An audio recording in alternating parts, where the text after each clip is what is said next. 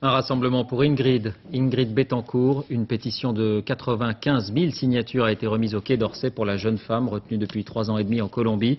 Plusieurs ex-otages, dont Florence Aubenas, s'étaient rendus pour l'occasion au ministère des Affaires étrangères. Bertrand Coq, Arnaud Wust. Il n'était qu'une poignée ce matin à la Concorde, mais il représentait des milliers d'autres, 95 000 exactement, les signataires de la pétition pour la libération d'Ingrid Betancourt. Je crois que c'est d'abord les signatures, c'est d'abord un acte de solidarité. C'est pour rappeler effectivement qu'il faut libérer Ingrid.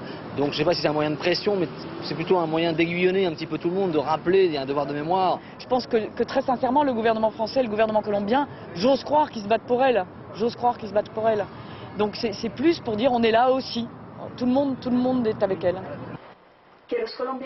Ingrid Betancourt est otage depuis 3 ans et demi. Cette vidéo, vieille de 3 ans déjà, est la seule fournie par ses ravisseurs, la guérilla marxiste des FARC.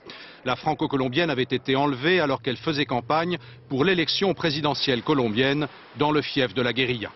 Début septembre, un émissaire français a rencontré le numéro 2 des FARC, Raúl Reyes, lequel aurait promis de fournir rapidement à la France une preuve de vie de l'otage et de certains de ses compagnons d'infortune. Il y a 2 ans, la France avait déjà tenté de récupérer Ingrid Betancourt. Un avion militaire avait été dépêché au Brésil, à la frontière colombienne, mais l'affaire mal préparée avait capoté.